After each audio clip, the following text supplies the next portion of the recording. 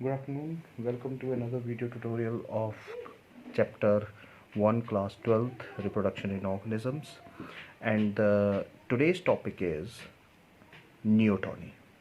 हमने ऑलरेडी एक topic complete किया था फेजेस ऑफ लाइफ साइकिल जो लास्ट लेक्चर था, और उसमें एक बड़ी ही इंपॉर्टेंट एक 1 मार्क डेफिनेशन आती है, दैट इज़ नियोटॉनी। और नियोटॉनी क्या है कि देखिए बहुत ही सिंपल सी डेफिनेशन है। अगर एक लार्वा अपनी लार्वल फॉर्म में सेक्सुअल कैरेक्टर्स डेवलप करता है और रिप्रोडक्शन करने की कैपेबिलिटी उसमें आ जाती है, डेट इज़ नियोटॉनी। मैं फिर से रिपीट करूँगा, अगर एक लार्वा अपनी लार्वल फॉर्म में सेक्सुअल कैरेक्टर्स को डेवलप करता है या उसमें रिप्रोडक्टिव कैपेसिटी आ जाती है, डेट इज़ नियोटॉनी।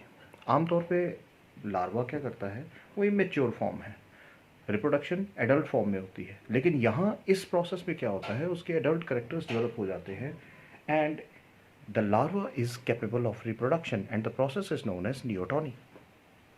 दूसरी चीज़, अभी इसकी हम एग्जांपल लेते हैं। दूसरी चीज़ यहाँ एक और आती है, एक और टर्म आती है, दैट इज पीडोजेनेसिस। पीडोजेनेसिस। अब पीडोजेनेसिस क्या है? देखिए, पीडोजेनेसिस में हम कहते हैं कि it is the phenomenon in which larva performs reproduction. Larva performs reproduction. या हम सिंपल डेफिनेशन देते हैं, it is the reproduction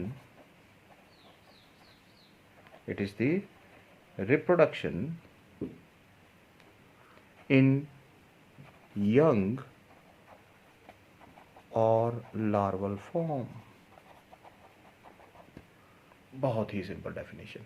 अब देखिए, दोनों को अगर हम देखें, एक पे क्या है, नियोटॉनी में अगर देखा जाए तो वहाँ पर क्या है, the adult characters are matured, sexual characters are matured, the larva is capable of reproduction. और पीडोजेनेसिस क्या है, एक प्रोसेस जहाँ वो एक्चुअल में रिप्रोडक्शन करता है, it is the reproduction in young और लार्वल फॉर्म। अब इसकी एग्जाम्पल क्या है? एग्जाम्पल बहुत ही इंपॉर्टेंट एग्जाम्पल मैं यहाँ लिखने जा रहा हूँ, और ये एग्जाम्पल याद रखिएगा नीट बायोलॉजी के लिए। It is axolotl larva of salamander. It's an amphibian. Remember, salamander is an amphibian. Himalayan salamander, Indian salamander, ये amphibians है, यूरोडेल ऑर्डर है। अब देखिए, एक्सोलोटल लार्वा, अब यहाँ क्या होते हैं, एक चीज़ और यहाँ एक्सोलोटल लार्वा की बड़ी इंपॉर्टेंट, जब हम 11th के अगर लेक्चर्स मैं बनाना शुरू कर रहा हूँ, वहाँ मुझे एक चीज़ बिल्कुल अच्छे से याद है कि एक्सोलोटल लार्वा जो हमें हमारे टीचर्स ने पढ़ाई थी, that they have external gills. इनकी क्या होती हैं, दे हैव एक्सटर्नल गिल्स। और दूसरी चीज़ यहाँ एक और याद रखिएगा, इस लार्वा में इसके पास टेल है, हैविंग कॉडल फिन, जबकि एडल्ट सैलमंडार में ना ही एक्सटर्नल गिल्स होते हैं, ना ही कॉडल फिन होता है। टेल होती है लेकिन कॉडल फिन नहीं होता। तो ये एक्सोलोटल लार्वा और सैलमंडार दोनों में फ़र्क है। अब देखिए, एक्सोलोटल लार्वा जो है बेसिकली, अगर तो food and water supply enough है तो ये लार्वल फॉर्म में ही रहता है, लंबे समय तक लार्वल फॉर्म में रहता है और रिप्रोडक्शन करते जाता है और आगे के लार्वा बनाता जाता है, और यही प्रोसेस साइकिल बाय साइकिल चलता रहता है। लेकिन अगर suppose if there is deficiency of water, if there is deficiency of food, what will happen next? The answer is, if there is scarcity of food, अगर पानी और खाने की कमी हो जाती है, the larval form metamorphose into adult सैलमंडार।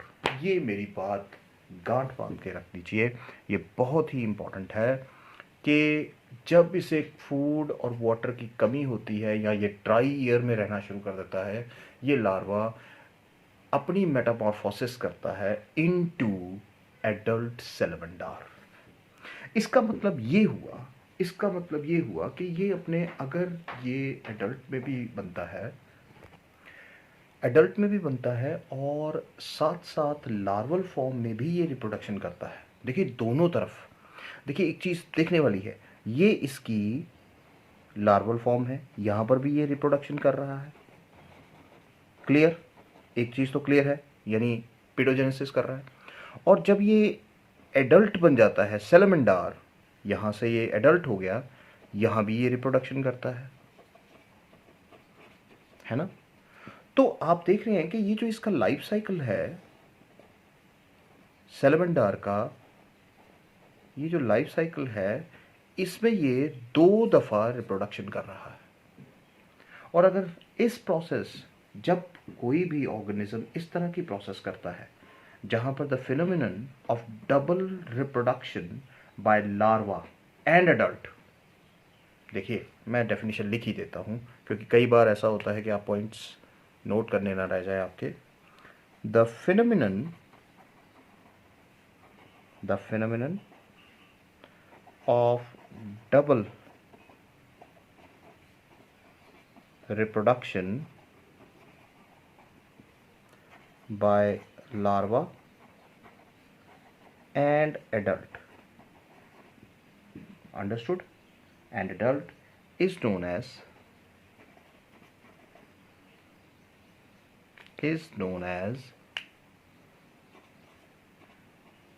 डिसोगोनी,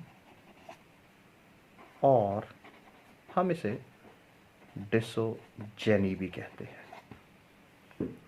ये कॉन्सेप्ट आप सेक्सुअल रिप्रोडक्शन के फेजेस ऑफ लाइफ साइकिल का जो लास्ट पार्ट है, ये 1 मार्क क्वेश्चन आपको एग्ज़ाम में या नीट बायोलॉजी के लिए बहुत ही इम्पोर्टेंट, क्योंकि अब जो हम तैयारी कर रहे हैं 2021 की, अब 21-22 के लिए हम बेसिकली अब तैयारी भी हमारी चल रही है, 21 में भी तैयारी चल रही है।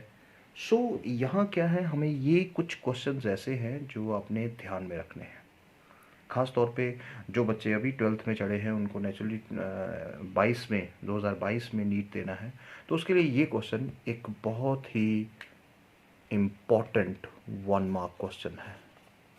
इट्स अ 1 मार्क क्वेश्चन, ये मेरी बात ध्यान में रखिएगा। नाउ ये तो टॉपिक ख़त्म होता है। नाउ अब बात करते हैं हम इवेंट्स इन सेक्सुअल रिप्रोडक्शन। चलिए let us take next topic, that is events in sexual reproduction. अब देखिए इवेंट्स इन सेक्सुअल रिप्रोडक्शन का मतलब क्या है। देखिए अगर हम सेक्सुअल रिप्रोडक्शन की बात करें तो हमें डेफिनेशन सारी क्लियर है, हम ये भी जानते हैं कि यहाँ क्या क्या होता है, हमने कैरेक्टरिस्टिक्स पिछले लेक्चर में देखे हैं। लेकिन एक चीज़ देखने वाली है कि हर एक ऑर्गेनिज्म के पास डिफरेंट स्ट्रक्चर्स है सेक्सुअल रिप्रोडक्शन के लिए। हर एक ऑर्गेनिज्म के पास डिफरेंट स्ट्रक्चर्स हैं सेक्सुअल रिप्रोडक्शन के लिए, लेकिन फंडामेंटल प्रिंसिपल तो सेम है। फंडामेंटल जो नीड्स हैं, जो फंडामेंटल प्रोसेस है सेक्सुअल रिप्रोडक्शन का, वो तो सेम है, that is same. However there are different types of organs required by different organisms, but if you see the fundamental principle is the same. अब वो फंडामेंटल प्रिंसिपल क्या है, चलिए देखिए तीन चार चीज़ें हैं। मैं यहाँ आपको एक बड़ा ही एक इसका एक मैं कह सकता हूँ फ्लो चार्ट जैसा। पहली चीज़ number 1 is formation of gametes, है ना, फॉर्मेशन ऑफ गैमेट्स, ये पहली चीज़ है, फंडामेंटल प्रिंसिपल है, होने चाहिए सेक्सुअल रिप्रोडक्शन में इवेंट्स। दूसरी चीज़ क्या है, ट्रांसफ़र ऑफ गैमेट्स, क्यों भाई, होने चाहिए या नहीं होने चाहिए। और तीसरी चीज़ यहाँ क्या आती है, बहुत ही important, by fusion of gametes, it is important. और चौथी चीज़ एम्ब्रियोजेनेसिस, नेचुरली डेवलपमेंट।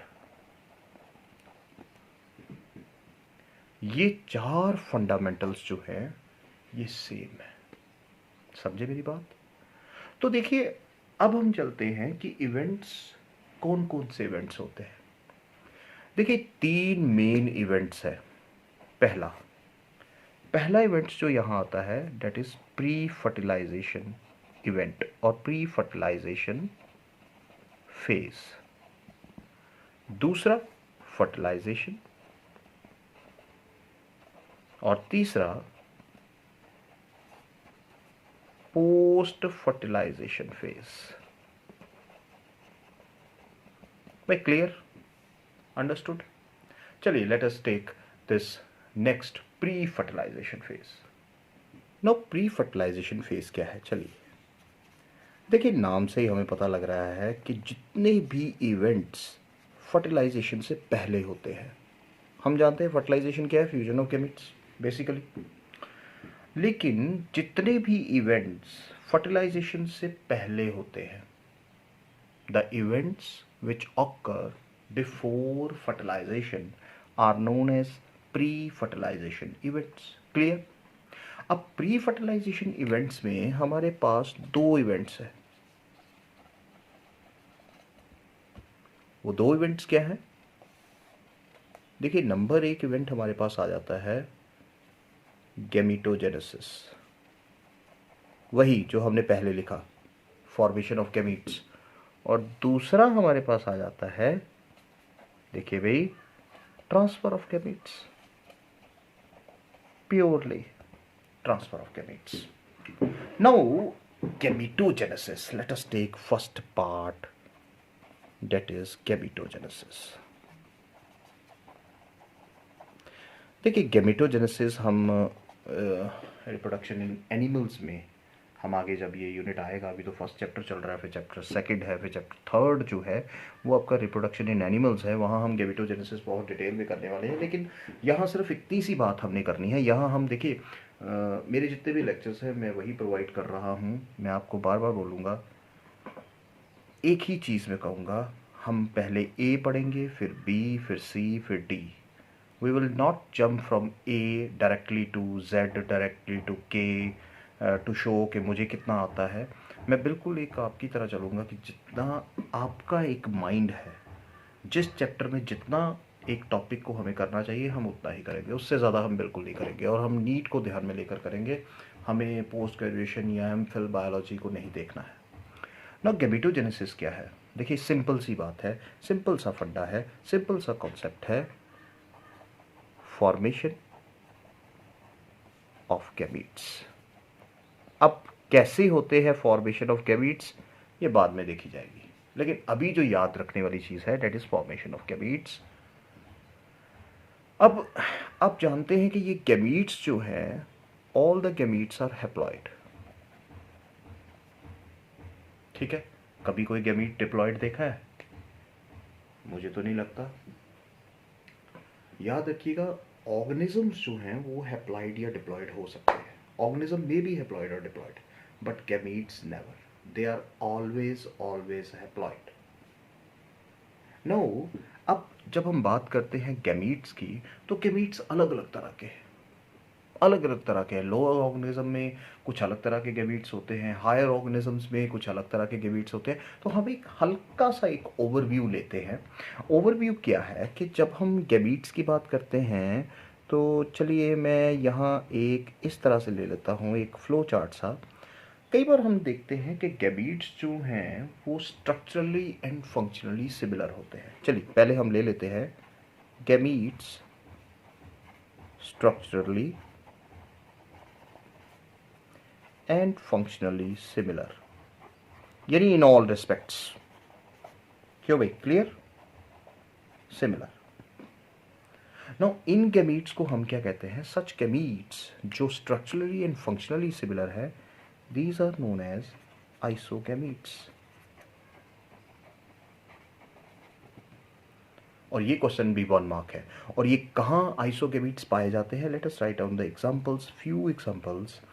देखिए, examples are like ulothrix, a filamentous algae. Examples are like microcystis, ये भी एक फिलामेंटस एल्गी है। एग्जांपल्स आर लाइक, एक बहुत ही इंपॉर्टेंट एग्जांपल क्लैडोफोरा, ये भी एक फिलामेंटस एल्गी है। तो आप देखिए, जो लोअर ऑर्गेनिज्म है, लोअर एल्गी है या सिंपल एल्गीज है, उनमें आप देखेंगे कि देयर आर आइसोगैमीट्स। जो गैमीट्स बनते हैं वो एक जैसे बनते हैं। दूसरी तरफ कुछ गैमीट्स होते हैं जो, देखिए, कुछ गैमीट्स ऐसे होते हैं कि जो स्ट्रक्चरली सिमिलर है लेकिन फिजियोलॉजिकली वो सिमिलर नहीं है। गैमीट्स अब are structurally similar but physiologically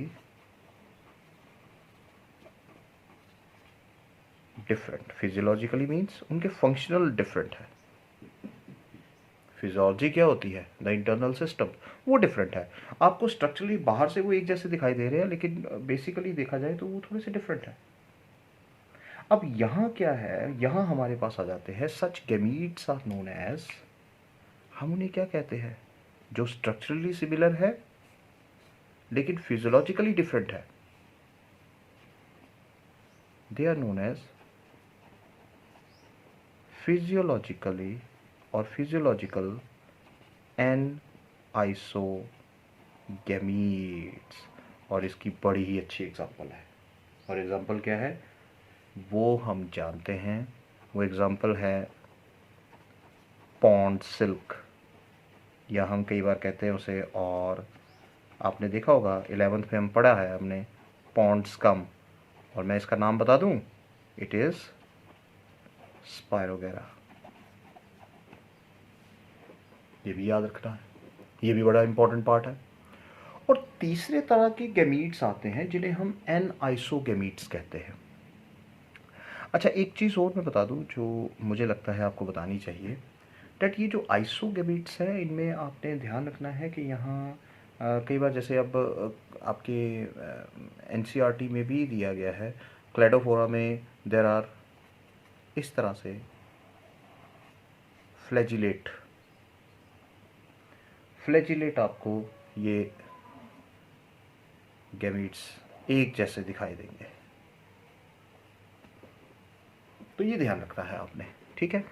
अब दूसरी तरफ एक और जो मैं आपसे बात करना चाहता हूँ वो है एन आइसोगैमीट्स की। ये तो हमने किया फिजियोलॉजिकल एन आइसोगैमीट्स, सिंपली एन आइसोगैमीट्स। तो चलिए एन आइसोगैमीट्स को भी हम देख लेते हैं।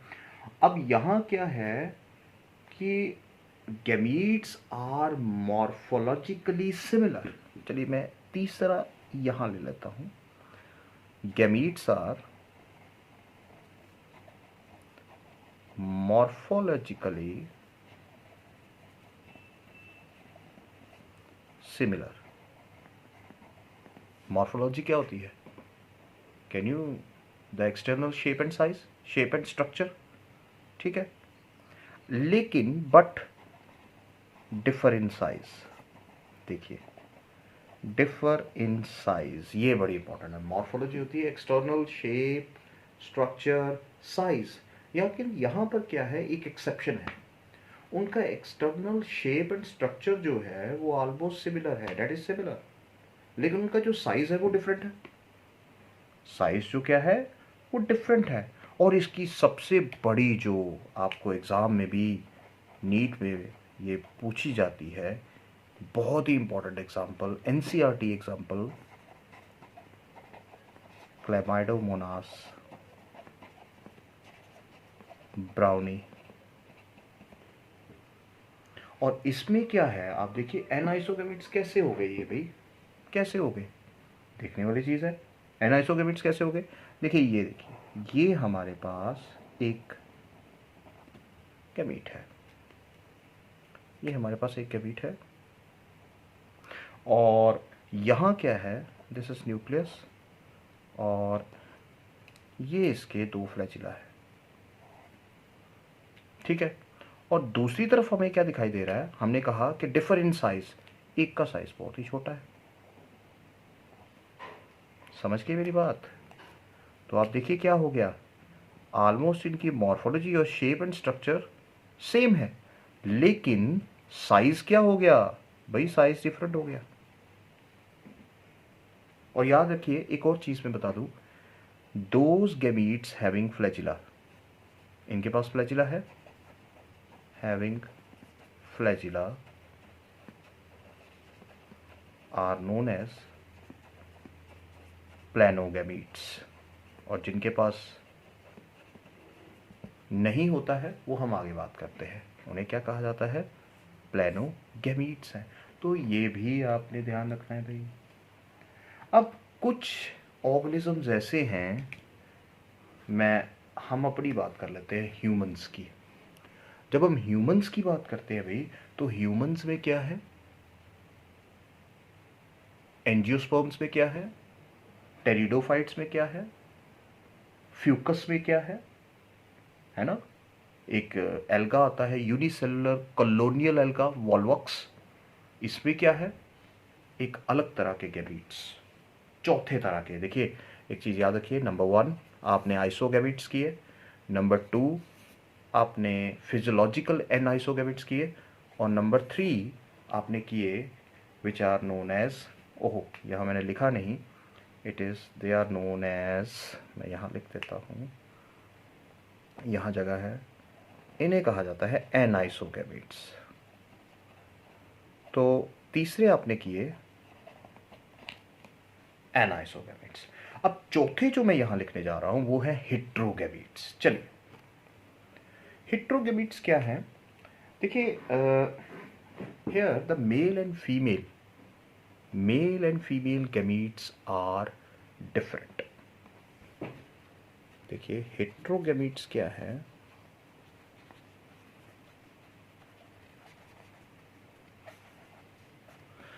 ये गैमीट्स पाए जाते हैं सेक्सुअली रिप्रोड्यूसिंग ऑर्गेनिज्म में। नेचुरली गैमीट्स की प्रोडक्शन है तो सेक्सुअली रिप्रोड्यूसिंग ऑर्गेनिजम्स ही होंगे।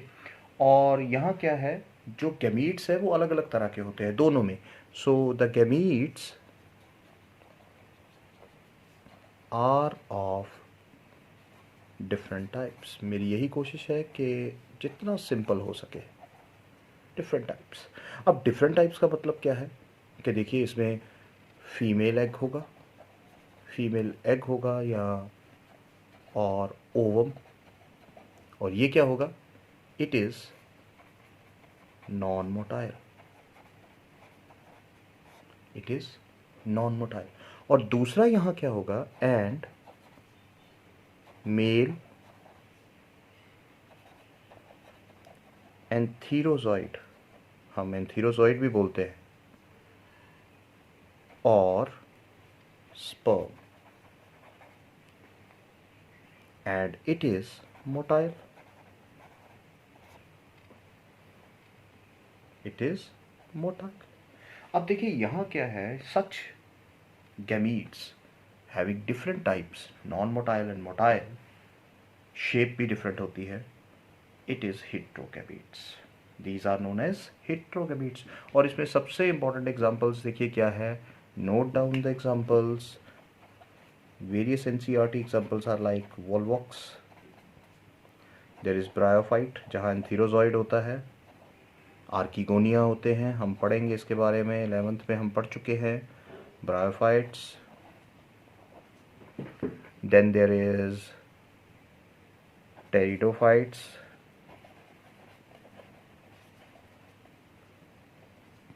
हम ह्यूमंस ले लेते हैं, फ्यूकस ले लेते हैं, अंडरस्टूड। तो देखिए ये सारी चीज़ें हमें बहुत ही ध्यान में रखनी है, ये एग्जांपल्स आपको याद रखनी है भाई, हेट्रोगैमीट्स, एनाइसोगैमीट्स, अंडरस्टूड, फिजियोलॉजिकल एनाइसोगैमीट्स, आइसोगैमीट्स, ये सारी डेफिनेशंस पूछी जाती हैं। और आप जानते हैं हेट्रोगैमीट्स, अगर अभी भी किसी को नहीं पता लगा है तो ये देख सकते हैं कि सपोज दिस इज़ एग, मैं एक सिंपल सी डायग्राम, ये सपोज एग है कोई, ठीक है, फीमेल एग है, ओवम, और अगर हम फ्लैजिलेट स्पर्म की बात करें तो it is a motile sperm, understood, the male sperm. तो ये देखिए दोनों में डिफरेंट स्ट्रक्चर्स हैं, so that's why they are known as heterogametes. Now let us move to the next part, बहुत ही इंपॉर्टेंट और बहुत ही इंपॉर्टेंट, सेक्सुअलिटी इन ऑर्गेनिजम्स। चलिए लेट अस चलिए एक काम ये भी कर लेते हैं, ये वीडियो ऑलरेडी बहुत लंबा हो गया है, इसका आधा पार्ट जो है हम नेक्स्ट इसके सेकंड पार्ट में करते हैं, ताकि उसके साथ हम, क्योंकि गैमीट ट्रांसफ़र भी आएगा और फर्टिलाइजेशन भी उसी में कर लेंगे, तो एक छोटे वीडियो बनाते हैं ताकि आपको ये समझ आ जाए। तो I hope you understand this. आगे हम करेंगे sexuality in organisms in next part. Thank you very much.